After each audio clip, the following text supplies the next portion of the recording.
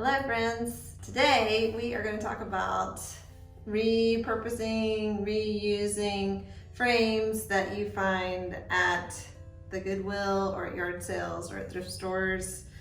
They are often not very expensive at all. I've paid 99 cents. I've paid $4.99, I think was the most, well, let me see.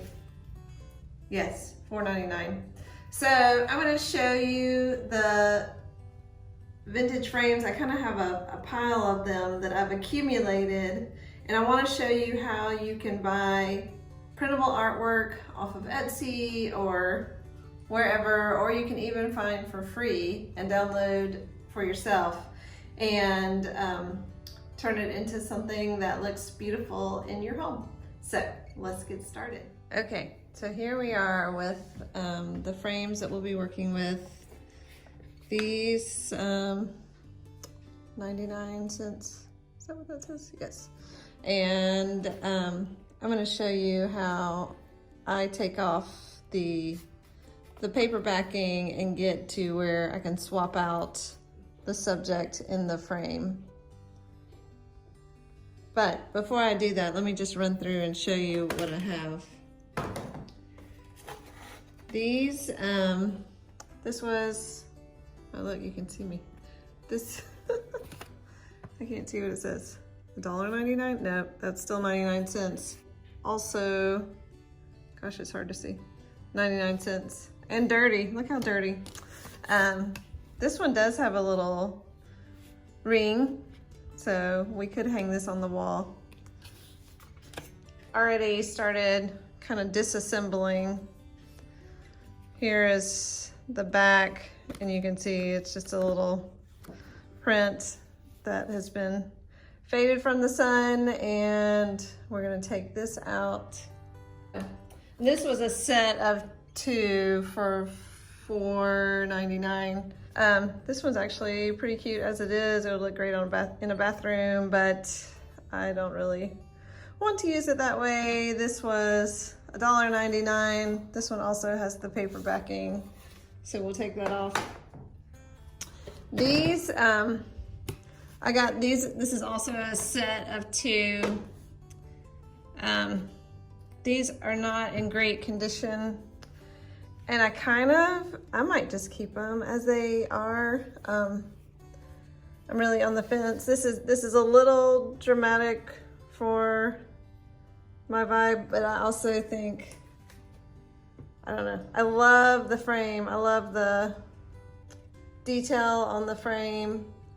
I don't particularly love this brass accent just because it looks kind of fake to me. So we're gonna put this in the, we need to decide what to do about them. And here's the back. And they are not in great shape. This was $2.99. Yeah, $2.99. So I paid $6 for both of those. And this one, if you live anywhere near Charleston, you're gonna get a lot of pictures of Charleston. This is number 2 Meeting Street. And it's pretty, but not really what I wanted. So $1.99 for these. So all of these have paper backing, which means there will be a little bit of undoing before we can get to work. So let's get to work.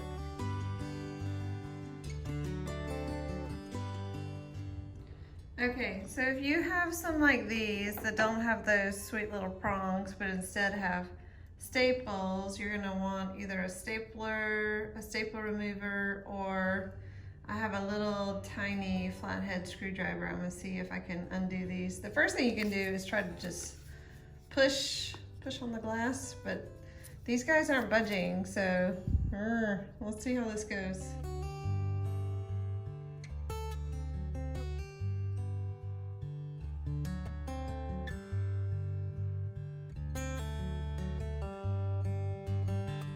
Okay, so they had actually, these staples were long enough that they were actually, can you see it, in the wood, which is why I couldn't get it out.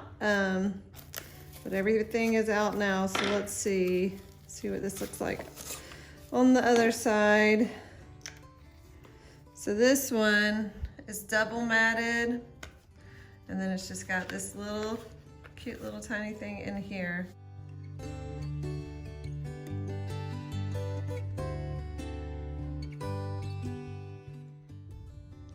This last little staple really loves being in there, so I'm gonna have to go get pliers to pull them out. Okay, so I should add this to the list. You may also want some pliers depending on what your frame looks like once you take the backing off. So come on out, little guy.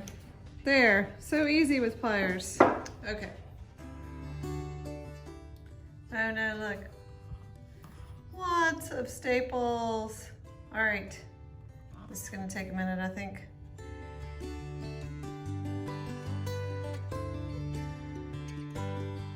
Okay, and I will say with staples, I have found the best way to get them out is to use a tiny screwdriver, if you have it, and come at it from the outside in. If you start on the inside and try to pop it out, it won't pop because it's actually embedded in the wood frame. So you need to start from this side and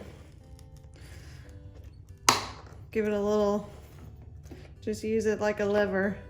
Usually you can get one side out. I didn't on this one, but that's okay because I have the pliers. And when you take the pliers, you're gonna take them and see how I'm kind of twisting? You just twist it out. Because the staples are thin, they just need to be convinced that they don't want to be in that frame anymore. So I find like an alligator roll. That's what we're doing. This is my alligator, and he rolls and he pulls the staples out.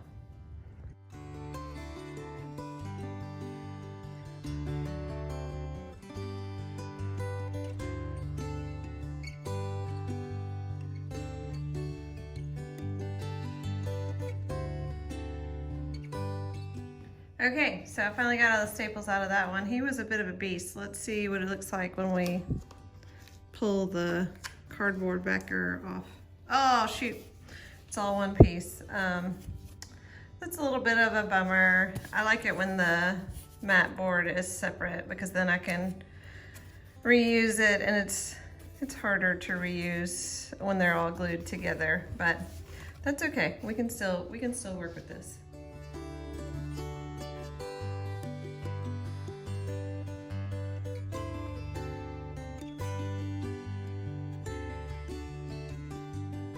Okay, so here's this one.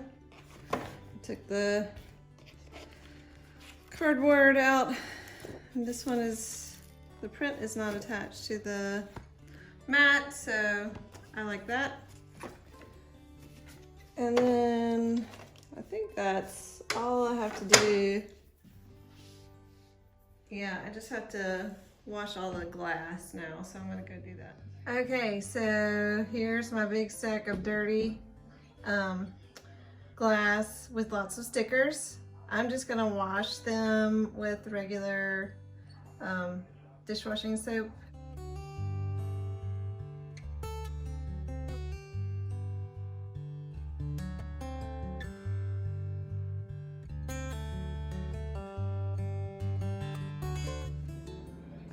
Something I wanted to mention real quick while I was thinking about it is that if you have glass picture frames that you got from Goodwill, you know how they put those price stickers right on the glass, which can be a little annoying. They come off a lot easier if you just go ahead and submerge the glass in warm soapy water like I'm doing, and use just regular dishwasher soap. I don't know why, I don't know what those stickers are made out of, but if you try to take them off before, it actually is a lot more work. So just stickers and all, put all of your glass in your sink, and just be careful when you handle it, but most of it should come right off when you're cleaning the glass anyway. So there you go.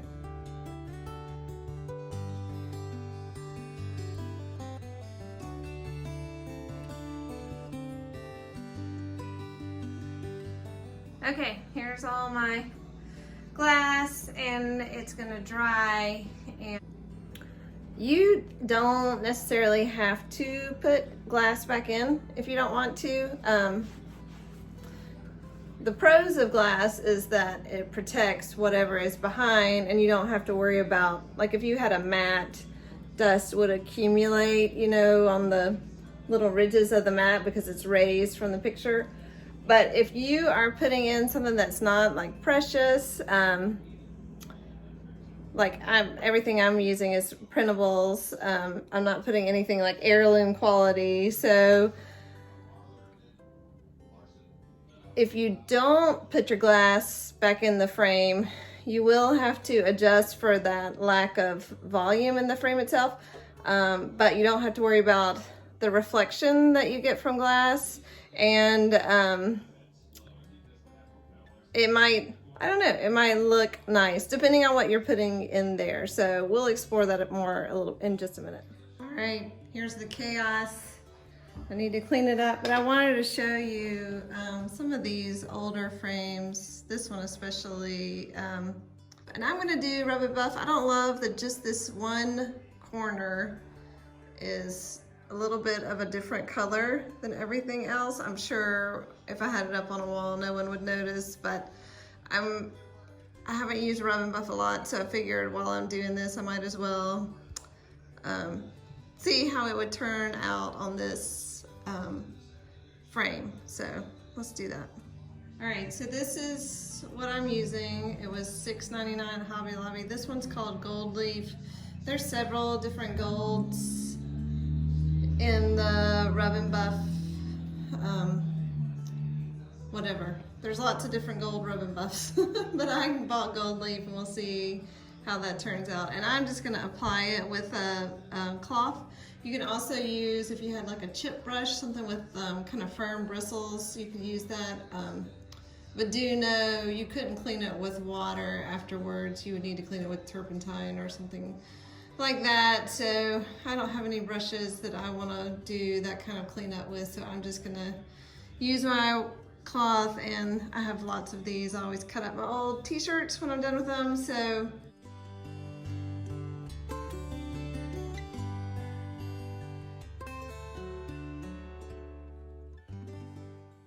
okay, so here is the picture that I like. I've downloaded it. I'm gonna go to my downloads. I'm gonna open it. I'm opening it in photos, and now I want it to fit an 8x10 frame. So over here, I can go, so it's actually 10x8 since it's a landscape. So this is gonna be 10x8. So now I can start, I wanna crop out this little white, and you're not gonna see all of this in a picture, but you're gonna see most of it.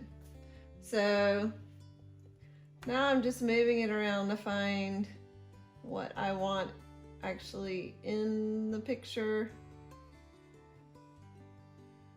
I'm gonna save a copy. I'm gonna call it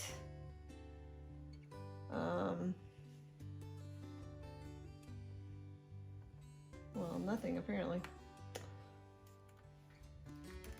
Pastoral landscape, and I have, okay, so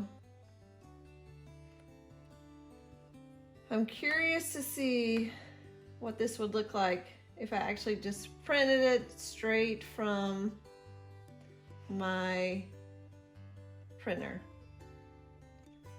You can do that. You can send it to Walgreens or Costco, or I like MPix. Okay, so as we're watching me put some of the printable art that I just printed from our printer here at home into these vintage frames, well, thrift store frames, you can see I just use regular copy paper. I use our regular printer. I'm using the cardboard that is the backer for each of the pictures in order to know what size. Since these are older frames, it doesn't all fit exactly in like a standard size. So I just kind of cut out the part that I liked the best and made it work. You can see here too, I did use my glass. If I had been using a sturdier, like not copy paper, maybe like cardstock, I probably wouldn't have used the glass because I don't like to see that reflection. But as it is, this worked fine. And I'm going to write a blog post about this. And when I do, I will give you a list of some free public domain places where you can find printable art. What you see me using here is a mixture of things that I actually bought from a few websites, and then it's also some things that I found for free and just cropped and downloaded in the Photos excuse me, the Photos app, well, not app, I don't know what it's called, the Photos program that comes with your PC, so nothing fancy. You could also import it to Canva. Another thing, hold on. And you can see here, this is that picture that I showed you, and I printed it landscape, but then when I was looking at the frames that I had, I decided to mount it as a vertical piece of art. So just, have fun with it. Don't worry about getting it perfect. Obviously, this is nothing precious at all. I'm just kind of having fun with it and playing, and actually really love the colors and how this turned out. I was able to reuse that mat, and that one ended up being one of my favorite ones that I did. And you can see on this one, I printed the artwork smaller. It looks like probably it's a 5x7, and then I just cut out the excess so there's white around it, so it kind of looks like there's mat board. I love having a little bit of white space. It seems like the trendy thing is to bring that artwork all the way out and not have a mat, but I'm kind of old school. I like the way that looks. I like having a little bit of white space around it. So, and what I've done here is I took the mat board off, and then I just flipped this artwork around, and I am using masking tape to hold everything in place in the frame, because these frames originally had those staples that I had to pry out, and of course once I pried them out there was no way to reinsert them. So I'm just using masking tape to hold everything in place, and as I record this, I've had these up on my wall for a while and they've done fine. And here you see I am reusing the sawtooth hanger. These were originally hung vertically, and I wanted to hang them horizontally, and so I just popped that sawtooth hanger out. It came out really easily, and now I'm hammering them back into the long side so that it will be a horizontal mount once I get done with it. So don't be afraid. That's the great thing about using vintage frames that you've only paid like $1 or $2 for. If you mess it up, it's no big deal. It's not anything precious or heirloom quality. And here you can see I had a lot of dead space, so I'm using the masking tape to really try to push the artwork and everything to the very front of the frame so that it will not tilt. And it actually, I know it looks a little janky in the back, but it actually worked fine. Looks great. At the end, I'll show you the end result. Okay, so I had 2 of these, so I did 2 different pieces of art, and they turned out really nice. I love the way it looked, and I had one more sawtooth hanger to flip around to the other side. Everything I bought was hung vertically, and almost everything I'm hanging horizontally. So now you can see some of the art, and I actually did all this not really knowing where or how I wanted to hang them. It was kind of, a mad scientist experiment to see how it would go. Okay, so it ended up being nighttime by the time I was able to play around with these. I have these. We have a case opening that I wanted to hang these on. See these really long vertical walls that needed a little love, and so that's what I decided to put most of the art on. But now it's like, oh gosh, I don't know. This is the hard part to me, trying to figure out how to hang them and in what order to hang them. So here you can see, hold on. Just still working on this. Okay, so I did a time lapse of me trying to measure and figure out, and boy, a lot of measuring, a lot of fine tuning, because gallery walls are no joke, man. They are not easy to do, and even when I got everything up, I was not really sure if I loved it. I don't know about you, but I kind of have to live with stuff for a few days before I can really make an informed decision. But here they are. They turned out pretty good. I wanted to show you the final result. I still don't know if I love it, but I do like it. And I like having something on those walls. They were awfully bare before. So let me turn this around and see if I can show you the final result. All right, so here they are. And they're not exactly identical, but they're close enough. This one with the spoons on the bottom, that's actually is an heirloom piece. It's a hand-me-down. It belonged to my grandmother, and I think it was her mother's. But these are the ones, like this just came out of my printer, and these are the ones that you saw me put in the frames on the video. So that's one side of this little opening. And then these, this one, can't really see because of the glare, but this is from Brittany Smith, who's a friend of mine who does really beautiful art. So that one is actually something I bought that I paid like decent money for. But these are all just from Etsy and things that I found online that I didn't have to pay for. This cute little, I have two matching tables, and they are both Facebook Marketplace finds. I can't decide if I'm gonna leave them in their very rustic state or make them look a little bit nicer and uniform. And then this, here, I'll show you. Here's one of the ones that I did. This is the one that I love the way it turned out. I think it looks really beautiful. And this is the one where I was able to reuse the mat, and I love that mat. I think it looks so nice. And these were those kind of dark and moody florals. They turned out really pretty, and I like having, I know this is, you know, as far as like decorators' rule of thumb, like this is too high to hang artwork, but it makes me happy to have it high because our ceilings are low. Here's Gus, he says hi. Our ceilings are low, and so it makes me happy to have artwork that goes to the ceiling because it feels like it makes things, it makes the whole place look taller. And this is the last one, excuse my mess.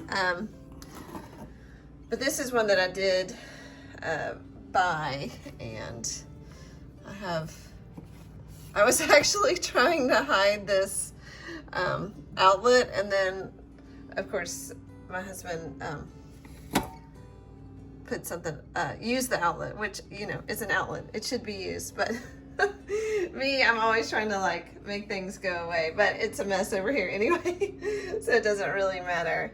And this thing, this is from IKEA, and this part, it's a lamp, and it's also a speaker that uses the Wi-Fi, and I love this thing, so I'll see if I can link to it in the description. But all right, okay, so there you have it. Thanks for touring my messy home with me. But I hope that, I don't know if you'd even call it tutorial, but I hope that that video was helpful. Just, my main thing is don't take yourself seriously.